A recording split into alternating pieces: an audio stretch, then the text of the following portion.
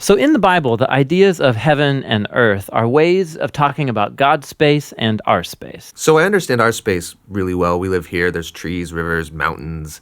But my understanding of God's space gets a little fuzzy. And what we do get in the Bible are images trying to help us grasp God's space, which is basically inconceivable to us. So these are two very different types of spaces. Yes, they're different in their nature, but here's what's really interesting is that in the Bible, these are not always separate spaces. So think of heaven and earth as like different dimensions that can overlap in the same exact space. So we talk a lot about going to heaven after we die, but this idea of heaven and earth overlapping, we don't talk a lot about that. Which is kind of crazy because the union of heaven and earth is what the story of the Bible is all about. How they were once fully united and then driven apart, and about how God is bringing them back together once again. So let's go back to the beginning, where heaven and earth, they're completely overlapping. Yeah, this is what the Bible's description of the Garden of Eden is all about. It's a place where God and humanity dwelt together, perfectly no separation, and humans then partner with God in building a flourishing, beautiful world and so on. But as humans, we wanted to do things a different way. We wanted God out, and we wanted to create a world apart from him. Yeah, so we have these two spaces now. And the Bible actually uses lots of different kinds of words and phrases to refer to these two spaces to make a clear distinction. So you've said that these spaces can overlap, though. So explain how that works. Yeah, this is where we have to start talking about temples.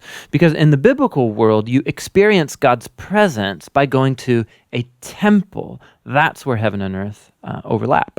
Now, there are two types of temples described in the Bible. One is a tabernacle, basically a tent that was built by Moses. And the other was this massive building made by Solomon. And these temples were decorated with fruit trees and flowers and images of angels and all kinds of gold and jewels and so on.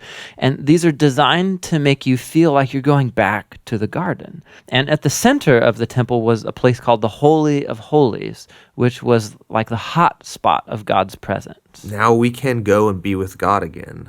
But not so fast, because the temple also creates a problem.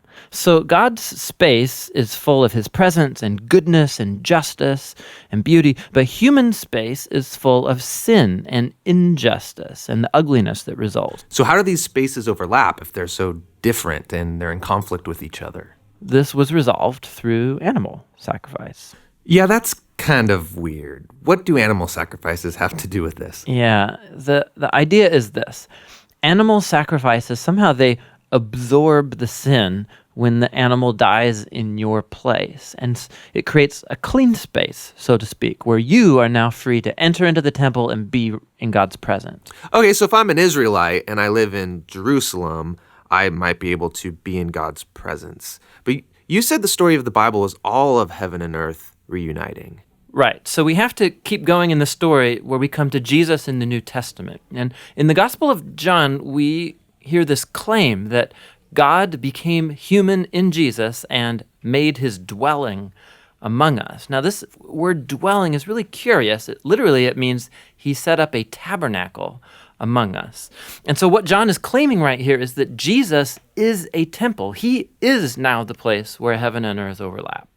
What's interesting about Jesus is that he isn't staying in this safe, clean space. He's running around hanging out with sinners. He's healing people of their sicknesses and forgiving people of their sins. He's basically creating little pockets of heaven where people can be in God's presence, but he's doing it out there in the middle of the world of sin and death. And he keeps telling everyone that the kingdom of heaven is at hand. And he even told his followers to pray regularly that God's kingdom come and that his will be done here on earth just as it is in heaven. But a lot of people are threatened by Jesus and they kill him, which seems to spoil this whole plan to reunite heaven and earth. But we have to go back to a scene earlier on in Jesus' story where John the Baptist saw Jesus and said, "Behold, this is the Lamb of God who takes away the sin of the world." So Jesus isn't just talked about as being a temple, he's also talked about as being the temple sacrifice. Yeah, so the cross is now the place where Jesus absorbs sin to create a clean space that is not limited like animal sacrifices. Jesus' sacrifice has the power to keep spreading and reuniting more and more of heaven and earth. And this is all really great, but it leaves one big question in my mind, which is, what happens when I die? Don't I just fly over to God's space to be with Jesus? Yeah, so a few times in the New Testament, we learn that Christians will be with Jesus in heaven after they die, but that is not the focus of the Bible story. The focus is on how heaven and earth are being reunited through Jesus and will be completely brought together one day when he returns. So in the book of Revelation, we get this beautiful image of the Garden of Eden, now in the form of a city, coming to end the age of sin and death by redeeming all of human history in a renewed creation. And God's space and human space completely overlap once again.